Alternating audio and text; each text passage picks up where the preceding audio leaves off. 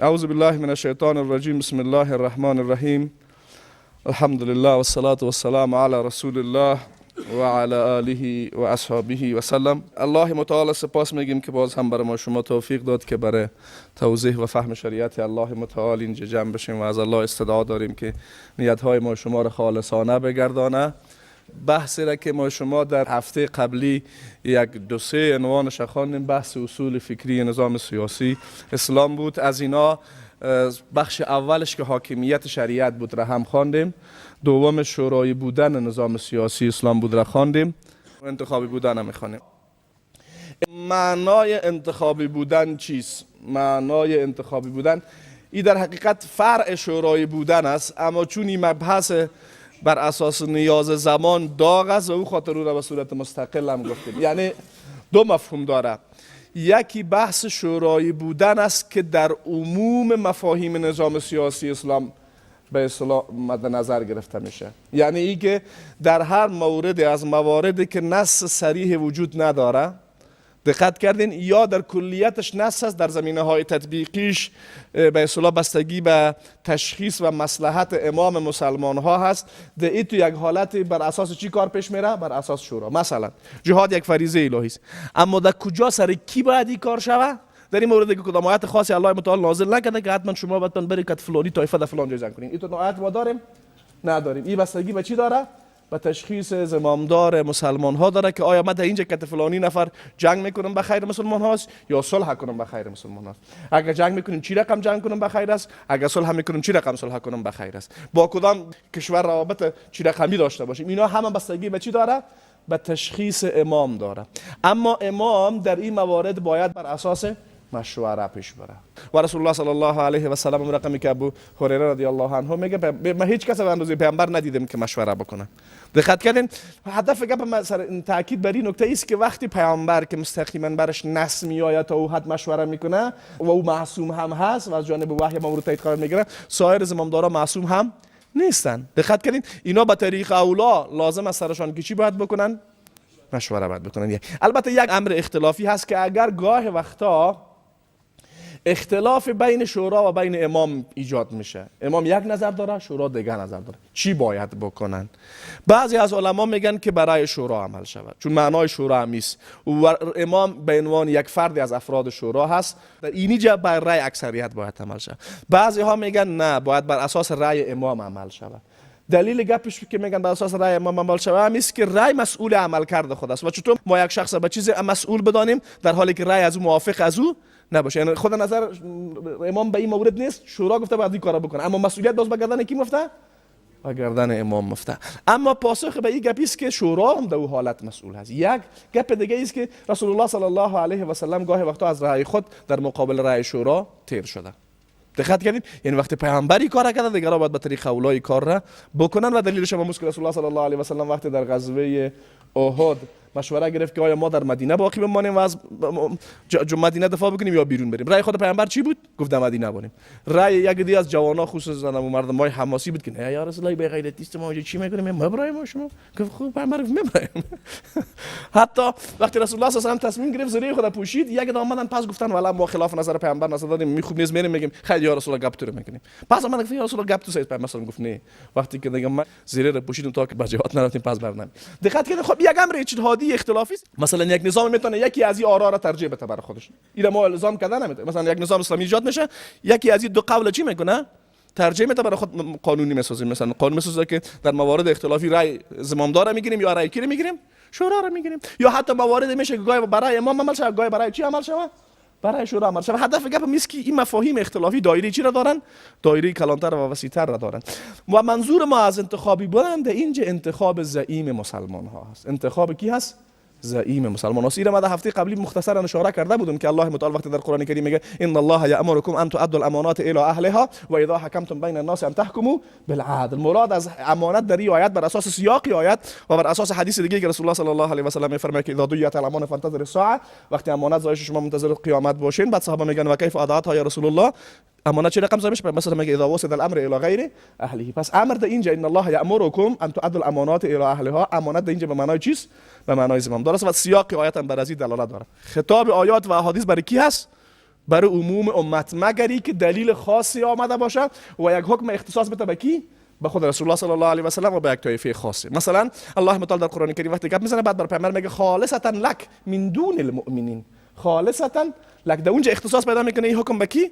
به رسول الله صلی الله علیه و سلم. و به می خاطر حتی در دیگه آیات علما میگن که وقتی خطاب بر خود پیامبر باشه مرادش کل امت است. یا ایها النبی قل لازواجک و بناتک و نساء المؤمنین یدنین علیهن من جلابیبهن. این تنها حکم اجابه تنها پیامبر باید بگه یا ما هم باید بگیم، گرچه خطاب آیات چیست؟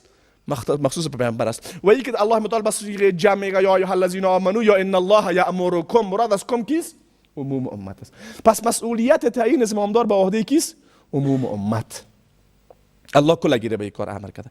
اما این باز چگونگی تطبیق قضیه بستگی به شرایط و اقتضایات چی را داره؟ زمان داره. اقتضای زمان تقاضا میکنه که چی رقم ما میتونیم این کارا بکنیم. اگر شرایط تقاضا کرد کلگی مثلا ما میتونیم بریم نظر بدیم برای تعیین زمامدار با شرایطی که در درس قبلی توضیح داده بودم، دقت کردین؟ بله کلگی برای. اگر نه یک چند نفر کلان کل ما شما گپش قبول داشتیم، خب هم چند نفر کلان برای گپ بزنن موضوع چی شوه؟ حل شوه. در صورتی که هدف اصلی را دقت کنین. خب بعضی ها اهداف اصلی بسیاری وقتا در احکام شرعی ازشان فراموش میشه. چرا باید مسلمان ها حکومت اسلامی داشته باشن؟ چرا؟ ضرورتش چیست؟ جامعه اسلامی امن باشه، احکام اسلامی تطبیق شود، مردم بتونن به صورت آرام عبادت الله متعال بکنن. هدف اصلی همیست. به اساس چی؟ به اساس آیه قرآن کریم که الله تبارک و تعالی میفرماید صفات مؤمنین همون کسانی است که وعد الله الذین آمنوا منکم و عملوا الصالحات لیستخلفنهم فی الارض کما استخلف الذین من قبلهم ولیمکنن لهم دینهم الذی ارتضی لهم ولیبدلنهم من بعد خوفهم امنا یعبدوننی ولا یشرکون بی شیئا. هدف از تمکین در زمین و هدف از قدرت داشتن در زمین چیست؟ زورگویی کردن سر مردم است؟ نه خیر، تطبیق عدالت الهی و ایجاد زمینه سالم بر عبادت خالصانه الله متعال، رساندن دعوت اسلامی و خیر و خوبی بر همه بشریت. پس هرگاه یک کار امی اهداف نقض بکنه او خلاف شریعت است. متوجه گپ شدین؟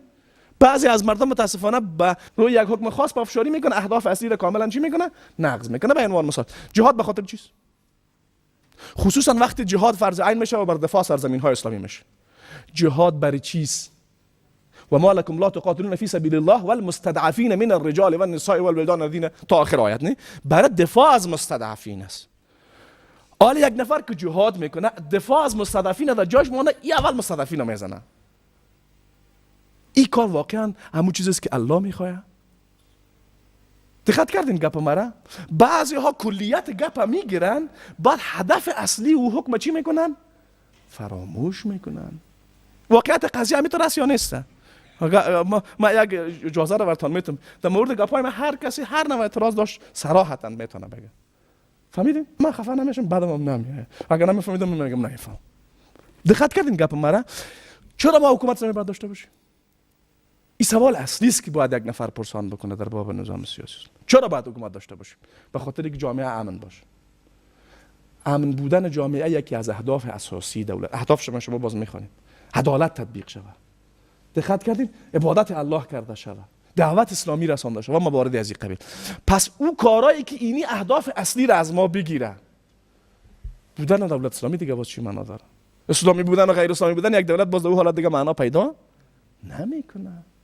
دقت کردین؟ پس خیلی ها زورک میزنه دولت اسلامی باید به خلافت اسلامی، خیلی خوب باید بیاد. بله باید بیاد. چرا باید بیاد؟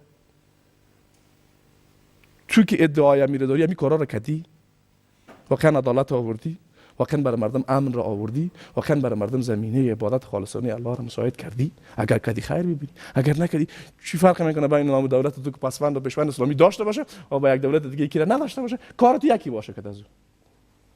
دقت کردین؟ اینا موارد اساسی است که متاسفانه خیلی ها ازشان فراموش میشه. نکته دیگه، نظارت بر دولت و محاسبه مسئولین. عقیده اسلامی است که بغیر از پیامبر کسی دیگه معصوم نیست، باید مورد محاسبه قرار بگیره. زمامداران حکومت اسلامی ولو خلفای راشدین باشن که خلافتشان اصل مشروعیت خلافت خود از پیامبر گرفته باشن، باز هم آیا از مؤاخذه و سوال پرسی مسلمان ها مبرا هستند؟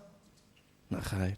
همه یک فرد عادی مسلمان حق دارد در مقابل عملکرد زمامدار مسلمان با صراحت و با جدیت قاطع استادگی بکنه و سخن حق بگه. ما نمونه های بسیار واضحی از این در باب خلافت راشدین داریم. یک نکته دیگر هم در اینجا میخوایم توضیح بدم. رسول الله صلی الله علیه و سلم در حدیث میفرماید و علیکم بسنتی و سنت الخلفاء الراشدین المهدیین من بعدی عضوا علیها بالنواجذ. گرچه این حدیث رسول الله صلی الله علیه و سلم عام است، این از بعد سنت ما و سنت خلفای راشدین چی بکنین؟ پیروی بکنین. دقت کردین؟ اما بیشترین مصداق اصلی تطبیق این حدیث در زمینه های سیاسی است. چرا؟ به خاطری که دین در سایر ابعاد در زمانی که تکمیل شد، شخص پیامبر صلی الله علیه و سلم. خلفای راشدین یک حکم جدید ایجاد کردن میتونن؟ پس خلفای راشدین در دو زمینه به ما الگو هستند بعد از پیامبر، در زمینه های تطبیقی احکام موجود شریعت، دوم در زمینه های اجرایی و عملی حکومت اسلامی در او اموری که در زمان پیامبر صلی الله علیه و سلم واقع نشده بود.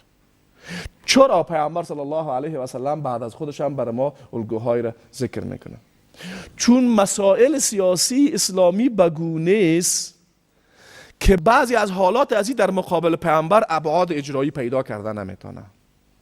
چه رقم ابعاد اجرایی پیدا کردن نمیتونه؟ مثلا پیامبر در کنار ازی که پیامبر از امامدار مسلمان هم هست، حالا چون پیامبر معصوم است در عملکردهای خود خطا نمیکنه، کسی حق اعتراض او را نداره.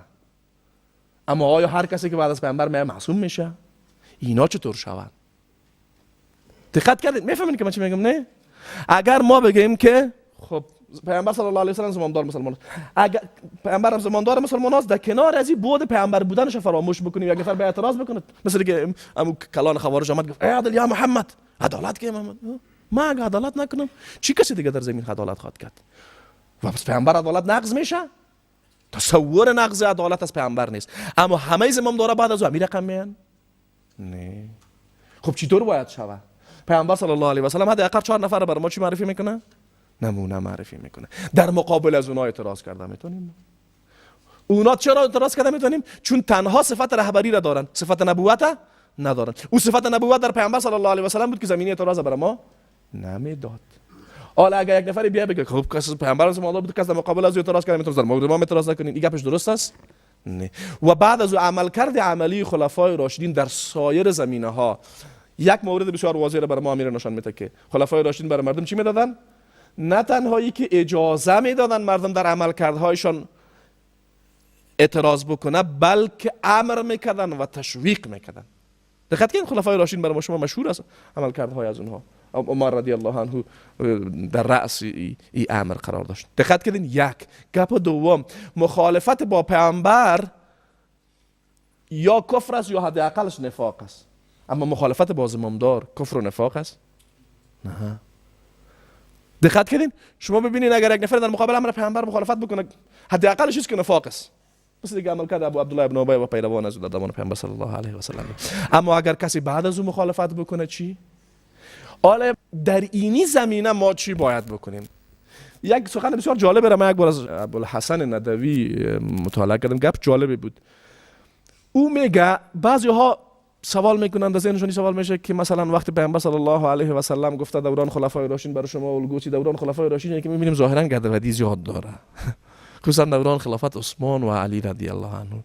این چی رقم جنگای داخلی هزاران نفر از طرف کشته شده، این چی رقم میتونه الگو باشه به ما؟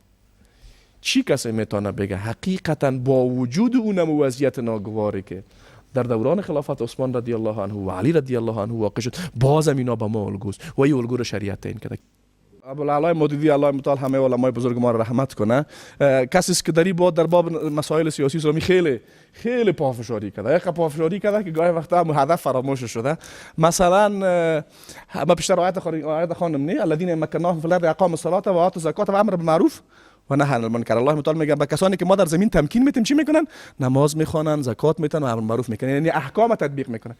امام مودودی به حد دری با بس پیشش کمکی میشه بگیم اهداف و وسایل به هم خورده که میگه حتی همین نماز خواندن هم یک تمرین است برای آوردن حکومت، در حالی که نه، حکومت وسیله است بر عبادت الله متعال که نماز خواندن باشه.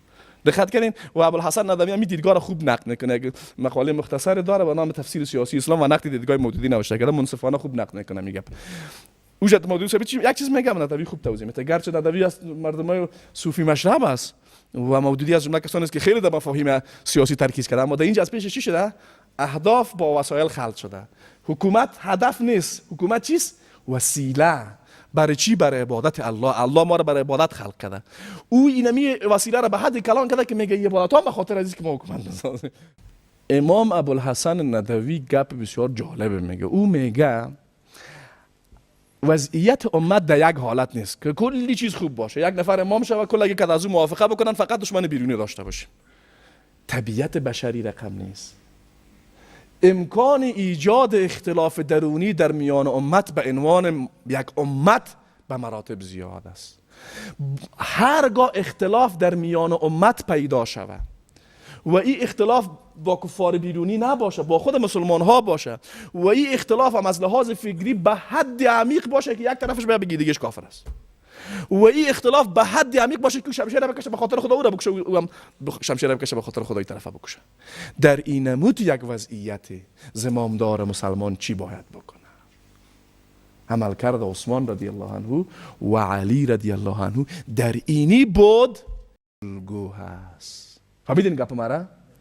اگر ما یک نمونه عینی از وجود اختلافات شدید در میان امت در صدر اسلام نمی داشتیم، خالیگاه وجود داشت، همه چیز خوب می بود، خب یک زمامدار مسلمان وقتی با این یک حالت مواجه می شد چی باید میکرد؟ دقت کردین منظور گپ مرا؟ به همین خاطر من بسیاری وقتا میگم خیلی از مواردی که یک عده از اسلام ستیزا هم میکارن میکنن و در ذهن یک عده از مسلمان ها هم هست، بعضی از مفاهیم در ذهنشان هست که به نظرش میاد که این نقطه یک نقطه چیست؟ منفی است. اونمون نقطه را اگر دقت بکنیم یک نقطه قوت است. وجود اختلافات داخلی در میان مسلمان ها در دوران خلافت خلفای راشدین یک امر ناگوار است. ناگوار است یا نه؟ اما برای ما یک درس بزرگ است تا آخری امت. میفهمین چی میگم نه؟ الگب من گفتین چی میخوام بگم با شما؟ و اگر این نمی بود یک زمامدار مسلمان برای چگونگی برخورد در اختلافات داخلی خود چی میداشت؟ یک کمبود میداشت. ما چی کنم؟ میداشت یا نمیداشت؟ عالی کمبود داریم؟ نداریم. حتی در همین حالت ما کمبود نداریم. خوب دقت کنین گپ مرا. خوب دقت کنین. من به خاطر میگم یک نفر مرا گفت خوب دقت کنین میخی. من به خاطر این گپ تاکید میکنم که واقعا از پیش بعضی از برادرای ما خیلی از مفاهیم چی شده؟ خیلی در هم و بر هم خورده گپا. ما خورترک بودیم، یک وسایل بازیگک بود، یک تصویر بود و در هم و بر هم بود، تو با تو رو جور میکنین. تصاویر اصلی خیلی واضح بود اما وقتی او در هم و بر هم خودش معنای پیدا نمیکرد. برداشت خیلی از برادرای ما اسلامی رقم است، خصوصا در مورد بعضی از احکام، نظام سیاسی، جهاد، خلافت اسلامی، فلان، حتی در هم بر هم است که بکشی تصویر واضح از آن چی که در دستش هست نمیتونی پیدا کنی. چرا اونمو خالیگکا امو تصویرکا چی شده؟ در جای اصلیش قرار میگه رقمی بازی خدا باشه نه شما. کاش که من کمتر نکتم میآوردم باشم.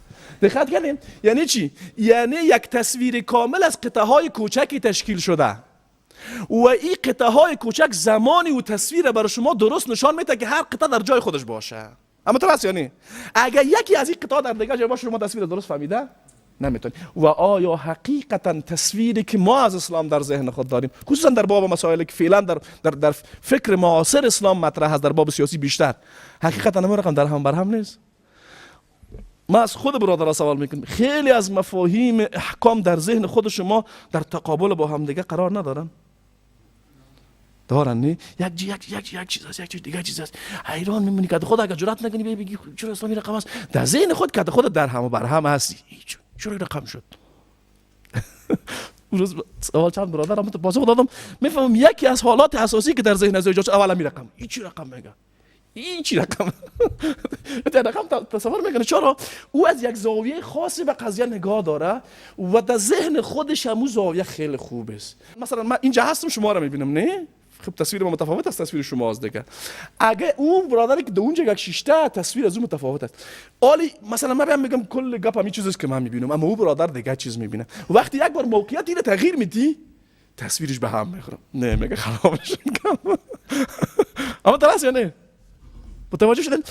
خیلی از کسا از همین موقعیت خود همین تصویر جور کرده کمکی که شورش بیتی از پیش در هم بر هم میخورنه موضوع را پیدا کردن نمیتونه چرتش خراب میشه. سعی که میگی استاد چی کرد؟ پس بر احکام اسلامی از هر زاویه و از هر نقطه خاص نگاه بکنین. و هر قدر اگر شما یک تصویر دقیق کامل داشته باشین، هر قدر یک نفر این احکام در هم بر هم بزنه، پس شما او را ترتیب داده میتونین. اگر این را دقیق نفهمیده باشین، فقط یک حکم از پیشتان خطا خورد، ذهنتان به هم میخوره.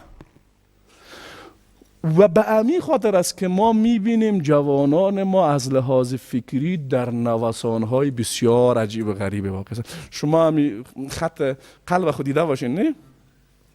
دیدین نه؟ یک دفعه بالا میره، یک دفعه پایین میره، یک دفعه بالا میره، یک دفعه پایین میره. خیلی از جوانان ما رقمی هستن. یک دفعه تو گرم میاد، پیش روی دیوار هم استانده میشه. یک دفعه دیگه یک مسئله بسیار، یک خاشک خورترک هم در رویش میگیره. میفهمین؟ گپی را که در اول تاکید زیاد کردم، بیاین فهم خود اسلام اصلاح کنیم تا این جور نشه. قسم به الله اگر دیگه چیزی جور کرده بتونیم، تا ما تکرار میکنم و بسیار وضاحت هم تکرار میکنم، تا زمانی که ما یک فهم صحیح و عمیق از اسلام پیدا کردن نتانیم، ولو میلیون ها نفر را قربانی بدیم، دین تطبیق نمیکنیم. نمیشه تطبیق. این سنت الهی است، ولن تجد لسنت الله تبدیلا. با فهم غلط ولو میلیون ها فداکاری بکنیم، دین تطبیق نمیشه. آیا عملا امت همین ثابت نکرده؟ نمیبینیم ما. گاهی وقتا بعضی برادران اصل گپ نمیگیرن. خب امی قربانی که امروز امت میته، این گپ خورترک است. گپ خورترک است. هزارها انسان کشته میشه، هزارها زن بی عفت میشه، هزارها یتیم و مظلوم ما داریم و مظلوم ترین امتیم. عمل کرده خود ما را به طرف نجات از این وضعیت میبره یا وضعیت بحرانی کده میره؟ کدامش است؟ منصفانه بیاین ببینین قضایا را. پس ما به جهت درست در حرکتیم. چرا متوجه نمیشیم؟ این عقلهای که کلماست چو وقت خیلی کار میته؟ مشکل و مصیبت چی زمان دردناکتر میشه که امی صدا در تقابل با دین فرض میشه. میشه یا نمیشه؟ تو برش میگی بیا برادر عزیز اسلام صحیح یاد بگی، باز اگه در تطبیقش زمان منم کشی خیر ببینی ناشه جانت. همین اسلام صحیح یاد بگی، برو بالا باش یک تا ما قربانی ما دین خود تطبیق شوه. اما های حقیقتا عمل کرد امت، ما کلا گیره میگم، خب یک نفر و دو نفر بر ما مهم نیست. آیا عمل کرد امت در وضعیت بسیار بحرانی که ما هستیم و هر روز قربانی میتیم، در مسیر خوب و مثبت در حرکتیم یا در مسیر خراب؟ و یک بخشی خرابی در نتیجه عمل کرد ما هست یا نه؟ هستی؟ اگر توان درک این گپا نداشته باشیم مصیبت کلانتر است. نفهمین چی میگم نه؟ اگر ما هنوزم با وجود وضاحت تامی که امت داره، اگر هنوزم نفهمیده باشیم بگیم نه دیگه بعضی ها همین مفاهیم فکری را مثل پهلوانی و زور زنانکی فکر میکنن که مت خدا بند دیگه هرچی که شد این رقم نیست. مفاهیم فکری بسیار باریکی های عمیق داره و یک نفر تا زمانی که انصاف و اخلاص دقیق نداشته باشه، این جنجالکات تصویر صحیح برش نمیته. پس شرط اولش ایست اخلاص واقعی پیدا بکنیم. قسم به الله هست تا اخلاص نباشه هیچ چیز جور نمیشه. میشه جور؟ امکان جور شدنش هست. و هر کس خودش از خودش پرسان بکنه آیا ما در فهم دین اخلاص واقعی را داریم؟ خیلی از ما آمدیم، اگه این تعبیریم از یاد تند نباشه، بت‌های خاصی فکری به خود جور کردیم که نه الله اونا را تایید کردن هم پیامبر، ما خود ما او را در حد الله پیامبر بالا بردیم. گپ و فلانی تو فکر میکنیم که نص صریح آیت است. کی را گفته؟ کی را گفته؟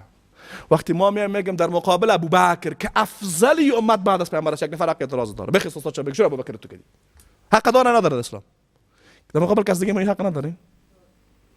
اما در مورد افراد اگر ابوبکر در درجه 1000 باشه، یک نفر در درجه 1 هم نیست، در مقابل از او هم اگه تو اعتراض میکنی اوه تو فلانی رو تو میگی؟ بله من فلانی رو تو میگم. خدا از پیامبر از کیست؟ ما به کی ایمان آوردیم؟ بله پیامبرش خلاص. بله ما میگمش. اما بعضی ها اجازه نمیده که گپ بزنی.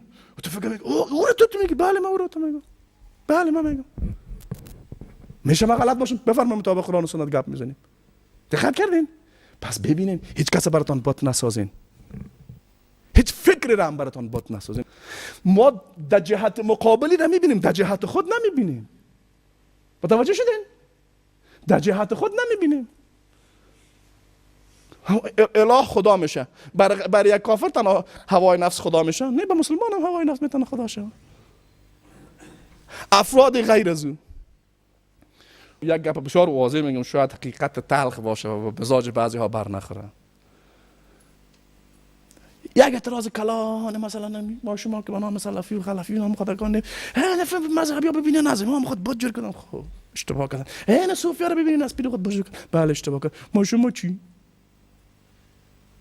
از کسای به مراتب کوچکتر از ابو حنیفه بخواد بد جور نکنه. هست یا نیست میتونه؟ اما تناسیه نیست نه؟ خیلی از کسای زمین باور بکنید به الله قسم من بی‌سوادم، مثلا خیلی بی‌سوادم در مفاهیم شریعه، سوگند خودم که نگی از باب شکست نفسی میگه. اما با وجود همین بی‌سوادی خطای خیلی ها را مثل آفتاب روشن میبینم. بگی کی خطا کرد؟ تو چی میگی؟ خود مجاهد بود. خیر ببینم مجاهد خطا نمیگه نه. مجاهد خطا نمیگه نه. مجاهد ها معصوم میشن؟ نمیشن معصوم. ها چرا میگه قرآن کریم گفت والذین جاهدوا فینا لنهدینهم سبلنا؟ یا دلالت معصوم بودن مجاهد میکنه؟ خنا میکنه. یکی از شیخ‌ها از اردن است، شاید دوستایی که عربی رو بفهمن بلدن، به نام دکتر یاد قریبی، اصلا تخصص از او در فارمسی است، اما الحمدلله الله برش یک بینش عمیق داده در مفاهیم شرعی. او گاهی وقتا از جمله به اصطلاح مردم، از جمله رهبرای فکری جریان سلفیت جهادی هم هست که او تا آدم به اصطلاح مردم سوستا پست هم نیست که هر کس در بعضی مواردی در مورد مجاهدین اعتراض میکنه. بعد از یک کس میگه خودتون زیر ایر کندیشن شیشتین مارد زیر نفهم خون باره ها هر دقیقه خون میدیم، بازم شما آمدین ما اینجا به حق هستین یا شما؟ او یک کلیپ کوتاه داره میگه الحق حق ولو من تحت کندیشن. حق است ولو زیر ایر کندیشن گفته شما. فهمیدین؟ الحق حق ولو من تحت کندیشن. ولو ما لپتاپ پیشریم است اینجا لوکس کده شیشتیم و گرم است ماشاءالله خیلی میبینین اینا بازی داشور کرد. اما وقتی سخن ما با دلیل موجه بود میتونه حق باشه. بیایم حداقل بخیر که قبول کنیم. خب که میتونه چی باشه؟ میتونه حق باشه. خیر حداقل در حد یک احتمال بپذیریمش. خب بعد از او باز بریم منصفانه ارزیابی کنیم گپا. اما ما چی میکنیم؟ نه دیگه یک همین باشه که سعی که خودش قلدس کوشش داده اینجا لپتاپشم کلام مونده این دیگه چه دو گپش حق باشه. بله گپ میتونه حق باشه، میتونه باطل باشه. خب معیار قضاوت در مورد گپ ما اینا باشه که ما دنیشتیم بشیم لپتاپ است، میتونه اینجا گپ ما حق باشه، میتونه خطا باشه، هر دوش احتمال داره. خب پیش از پیش قضاوت نکو. فهمیدین گپ مرا؟ اینی را میگن انصاف. فهمیدین؟ یک گپ دیگه هم میگم. قسم به الله سوگند میخورم که ممکن است همه شما که در عمل کرد خطاهایی داشته باشه و اینجا هیچ وقت نگفتیم که مثل ما عمل کنیم. گفتیم من میگم آنچه از دین گفتیم رو ببینین، صحیح بود بگیرینش، نبود دیوال داشت بگو تو هم بد کردی، میگه بد هم بد کرد و الله سوگند ما خوشحال میشم و خفه نمیشم. یک کس برادرمون اما من میگم سواد اجتماعی خوب یک مجال شده دیگه میگم چرا جهاد نمیکنی؟ من گفتم برای جهاد من گفتم الله تعالی مسئول مؤاخذه ما تعیین کرده. خود دو حالت داره، یا ای که من تارکش هستم که گناهگارم، یا ای که من معذورم که الله میتونه ببخشه. درست است یا نه؟ در هر دو حالت مسئول محاسبه ما کیست؟ خلاص شد گپ. تارک بودم بر الله متعال، اگر خواست عذاب میکنه، اگر رحمتش شامل حال شد میبخشه. گپ ده چیست؟ گپ ده است که بعضی ها خوششون نمیاد الله یکان طرف ببخشه. اگر الله حداقل مجال بخشیدن داده اینا نمیتن. هست یا نه؟ تو چرا ما جایگاه خدا را میگیریم؟ بانیم کار با الله بانیم ما کارهای خود پیش ببریم. بسیار شلایی کردم برای جواب ندادم تا آخر. من گفتم اول تو مشخص کن. همین سوالی که تو میکنی دو حالت داره، یا یک حکم شرعی رو نمیفهمی، یا ای که نه هدف نیست که بیای مرا که تو چرا تو هستی. نه اگه حکم شریعه نمیفهمم برات نگم. اون که علما از جهاد ما برای نگفتم، نه هرگز ما برای نیست، حکم برای همه است، استثنا نداره. اما منظور از رو میفهمیم دیگه، نه که منظور است که تو چرا خب ما نرفتیم. دو حالت دارم، یا معذورم یا معذور نیستم. در بدترین حالت چیز من تارکم، کافرم. تارک از اون حق قبضه ندارم. میگن حق ندارن اعتراض کنین. خیلی هم حق داریم اعتراض کنیم. این حق شریعت بر ما داده که اعتراض کنیم. اگر اعتراض ما به حق بود دیگران منصف باشن اعتراض ما رو بپذیرن، اگر نبود الله متعال خطای ما رو اصلاح کنه. این که با پیچیدگی نداره، نه؟ اما ذهن خیلی اجازه نمیدهش که داخل ذهن شوه. هم یک دیوال فولادی ایجاد کرده مثل چیز یقاتلون فی سبیله کانهم بنیان مرصوص. بنیان مرصوص ایجاد کرده که فکر اجازه. امروز یک برادر یک تصویر جالب نشر کرده صفحه خود. یک نفر چوب از طرفش دادن، میگه گپ نزن. ما چوب از میگه فکر نکن. توجه شدن؟ او چوب از میگه گپ نزن، اون میگه ما چیز گپ نزدیم، میگه فکر نکو. پس اجازه ندین حق فکر کردن هم مردم از شما بگیره. این بالاترین درجه غلامی و بردگی فکری است. از پیش خیلی ها گرفته شده، نه؟ اجازه فکر کردن حتی خودش برای خودش نمیده. چرا به خودش نمیده؟ به خاطری که او قصری که در ذهن خود ایجاد کرده، ایف مفکوره هایش بعضی خشتای از ایره میندازه، قصرش به هم میخوره، ایره نمیخواه به هم بخوره. پس فکر کنه، گپ هر کس بسنجید، گپ ما را در پایین ترین درجه از سنجش قرار بدین. اما حداقل یک کم تأمل بکنین. مؤمن صفتش همیست. فبشر عبادی الذین یستمعون القول فیتبعون احسنه. نظارت بر دولت و محاسبه مسئولین از جمله اصول اساسی فکر سیاسی اسلام است و از این گپ هیچ کسی استثناء نیست به شمول خلفای راشدین. نه تنهایی که اعتراض در مورد از اونها اجازه است، حتی عدم بیعت به اونها یک نفر را از دایره ایمان بیرون نمیکنه. حدیث که میگه من مات وليس في عنقه بیعة مات میتة جاهلیه، هیچ عالمی از امت به تکفیر تعبیر و تشریح نکرد. آخرین حد چیزی که تو در مقابل یک نظام واقعی مشروع در مقابل خلافت راشده اگر بیعت نمیکردی تو گناهگار بودی، کافر. نه. دوم، اعتراض در مورد زمامداران مسلمان. همین نکته رو میخوایم توضیح بدم. علی رضی الله عنه خلیفه کیست؟ خوب جایگاه را بفهمین. باز دیگه گپار. علی خلیفه راشده است، از عشره مبشره است، داماد پیامبر است، از اولین کسانی است که در اسلام آورده. فداکاریش را هم کمتر کسی در میان امت داشته.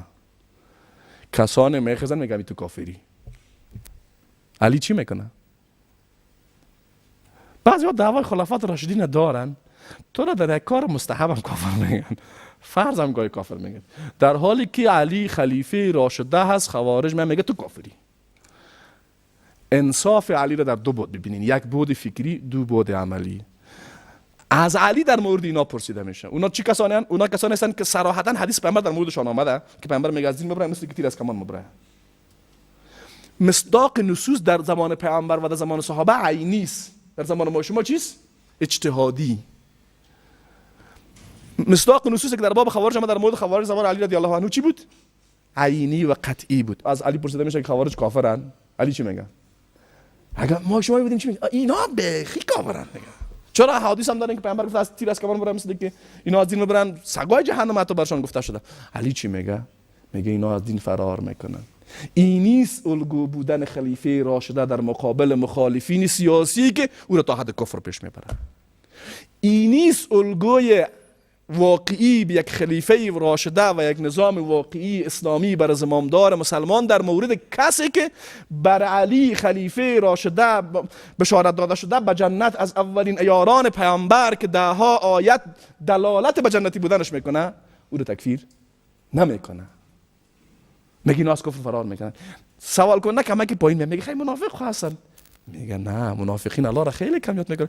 خوارج عبادت میکنه که صحابه پیش عبادت از اونها عبادت خدا چی فکر میکنه؟ خیلی کم فکر میکنه. میگه الله در مورد منافقین گفته ولا یذکرون الله الا، اینا خیلی عبادت میکن، پس منافق هم نه. آخری تو خیلی چیزا اینا کافر هم نیستن، منافق هم نیستن، این کارا رو که میکنن چیز. میگه اخواننا بغوا علینا، برادرای ما هستن در مورد ما چی کردن؟ بغاوت. اینی الگوی خلافت راشده است. دیدین؟ در مورد عمل کرد چی میکنن؟ اونا در مقابل علی رضی الله عنه لشکرکشی میکنن، تعداد زیاد صحابه را میکشن. علی چی میگه؟ میگه قسم به الله هست تا زمانی که شمشیر در دست است، تا زمانی که حمله نکردی نمیزنمت.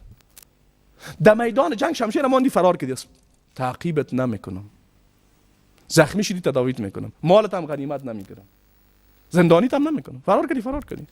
در نظام سیاسی اسلامی که الگویش خلافت راشده باشه مخالفین سیاسی ندارن که کشته شود خیر، زندانی شود خیر، تحقیر شود. گفت ما از مسجد شما رو منع نمیکنیم.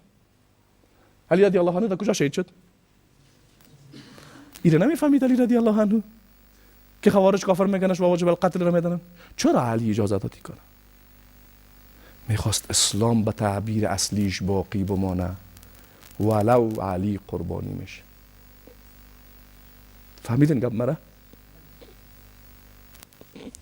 اسلام صحیح باقی بمانه و هوای نفس علی به عنوان خلافت راشده در دفاع از خودش در مقابل خوارج تصویر اسلام را خدشه‌دار نکنه. میفهمین چی میگم؟ نه؟ فداکاری به دین ایست، فهم صحیح اسلام ایست. ما در مقابل مخالفین فکری خود مثل خوارجیم، مثل علی. حکم کردن ما در مورد مخالفین فکری ما علی گونه هست یا خوارج گونه؟ هر انسان منصف میتونه بفهم، نمیتونه. ما چیستیم؟ آیا ما بر مخالفین فکری خود مثل علی توجیه میکنیم و بهانه میتراشیم، یا مثل خوارج 1000 بهانه را میپالیم تا تکفیر کنیم؟ چی کارم میکنیم؟ ببینیم ما در کدام موقعیتیم. سخت است گپ، هر کس خودش میتونه بفهمه. نه گپای ما میفهمین؟ نه بعضا میگن نه با خدا مسائل سخت است که ما نمیفهمیم چطور کنیم. چرا نه؟ سوال ما خوب دقت کنید، هر کس فکر بکنه میفهمه که ما در مورد مخالفین فکری خود برای حکم کردن در مورد مخالفین فکری خود خوارج گونه عمل میکنیم یا علی گونه؟ ساده است، هر کس خودش بفهمه. من نمیگم کی چی میکنه. و عمل کرده ما در مورد مخالفین ما از لحاظ سیاسی و فکری خوارج گونه هست یا علی گونه؟ انشاءالله کمت باشه. خیر باش. دولت خدمتگزار نه اقتدارگرا. نظام به صورت کلی، نظام سیاسی اسلام بالاترین تعریفش است که یک نهاد کاملا خدماتی است. کاملا چیز؟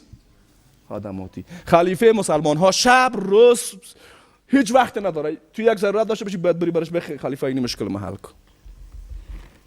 رخصتی نداره از امامدار مسلمان. نظام اسلامی رخصتی نداره، شب و روز نداره، خود شخصا مکلف است. اسلامی رقم نظام داره. خب ما بارها تاکید کردیم قسم به الله هست اگر به کافر که اسلام را به عنوان یک دین قبول نداشته باشه نظام سیاسی اسلام را بشناسه، میگه من اسلام غرض نیست، خود نظام سیاسی را میخوایم. اما آل مسلمانی که آماده است برای دفاع از دین کشته هم شود، آماده نظام سیاسی اسلام قبول کنه است یا نه؟ متدا بین مسلمان ها. چرا؟ این خرابی را کی کرده؟ ما کردیم. ما به نام اسلام و نظام اسلامی اوتی چیز آوردیم که همین خود ما مزور راضی نبودیم، چی رسه به مردم. همه ترس یا نه؟ و این مصیبت هم ما جور کردیم. تحملش باید کی بکنه؟ اسلام. اسلام تکت، اسلام تکت، اسلام تکت. کوش یک نفر بگه احمد تکت، یک نفر بگه محمد، مباشر تکت، میگه بالا پس اسلام تکت. میکنه نمیکنه. پس خوب دقت کنین. در نظام اسلامی، در نظام سیاسی اسلام هیچ کسی در مقابل هیچ مسلمان و انسان دیگه حقی هیچ نواز یک گپ بعد گفتن حق نداره بگه خلیفه مسلمان ها باشه. همه روابطی که بین زمامدار و به اسلام آمر مأمور در نظام سیاسی اسلام از شریعت معین کرده. فهمیدین؟ این مجال نداده که من بیام تو بکنم. شما زندگی خلفای راشدین بخونین، خوب بخونین، دقیق بخونین، اونا نمونه های عملی از تطبیق اسلام زمان پیامبر زمان بعد از پیامبر. عمر رضی الله عنه احساس مسئولیتش برای یک گرسنه‌ای که در یک وادی بسیار دور افتاده هست خود مسئول احساس میکنه. زمامداران مسلمان به خاطر یک لباسی که خود عمر است پاسخگو هستند که لباسی که در جان تو هست اینی تکیش از کجا کردی؟ کسی به همین سلام علیکم بکنه واقعا چی میگه؟ مثلا عمر پاسخ میده. پاسخگو بود. چرا عمر پاسخگو بود؟ گفتیم خوب دقت کنید. فکر میکنین این عوامل نفسی که فعلا در ما هست در بین صحابه نبود؟ اعتراض کردن بعد آدم نمیه؟ بعد گفتن اگر بعد آدم نمیه؟ هر کسی ایده داره. چرا عمر ایده تحمل میکنه؟ چرا؟ چون پیامبر گفته ای چیز و علیکم به سنتی و سنت الخلفاء الراشدین المهدیین. عثمان نمیتونست در مقابل بغاوتگرا از خود دفاع بکنه؟ نمیتونست دفاع بکنه؟ گفت من نمیخوایم بر دفاع از نظام مسلمان بمیره. علی رضی الله عنه نمیتونست کل خوارج تارمار بکنه؟ گردنشون رو دیگه بگه بره؟ شما سگای جهنم آمدین در مقابل متکا بزنین؟ نه. چی میکنه؟ میگه اینا برادرای ما هستن، نه کافرن نه منافق. عبدالله ابن عباس رای میکنه که برشان بفهمانه که این چرا که شما از این فهمیدین صحیح نیست. بسیارش توبه میکنن پس برمیگردن. این نیست منهج خلفای راشدین در تعامل با مخالفین داخلی نظام. با شما وقتی یک نفر قول مبالغه میکنه آخرین حد زور ما میست که میگیم به خط خوارج رسید. نه اونا خودشون دیگه خوارج بودن. در مورد اونا چی کردن؟ ممکنه اگه فردا مال خوارج بودن در حالی که یک صفر از خوارج باشه. اونا هم پکیج اصلی خوارج هم ما بودن دیگه. نه اما دست یا نیست. اون بسته اصلی خوارج کی بودن؟ اونایی بودن رضی الله عنه پیدا شدن. در مورد امونا انصاف و عدالت رعایت میشه. پس دین الله را عمیق بفهمین. بازی چه فکر نگید تشله برد سر کوچه نیست، دین است دین. خواه پس نظام اسلامی نظام چیست؟ خدمتگزار. زورگویی نیست در اون نظام. حالا در مقابل یک اسکرک پخبلو وای تو والا گپ زدم تون. در نظام اسلامی بر خلیفه از گردنش میگیری چی دای تو کار کردی؟ نظام فراگیر بودن این نظام در همه ابعاد باید کار بکنم. تو گشنه‌ای باید بری از خلیفه بگی من گشنه هستم. زمینه تعلیم نداری بره بگه زمینه تعلیم نداری. زن نداری بگه ما زن بدی. نظام فراگیر نمی‌نه. همه نیازمندی هایی را که انسان در زندگی خود داره دولت اسلامی بر اساس توانایی خودش مکلف است به همه امور مردم رسیدگی بکنه. عمر رضی الله عنه کار نمیکرد. ابوبکر نمیکرد. عمر رضی الله عنه وقتی رعیتش غذایی برای سیر شدن ندارن خودش هم نمیخوره. صحابه است مرگش میترسن که حالا خلیفه از گوشه این امری بیا بیره کجا بریم. میگه من نمیتونم بخورم. خلافت راشده یعنی ای. نظام اسلامی یعنی ای. حالا هر گنگس گل در هر گوشه هر پدی میکنه میگه ما نظام اسلامی داریم فلان شده بیمدان شده. سبحانك اللهم ربنا وبحمدك نشهد ان لا اله الا انت استغفرك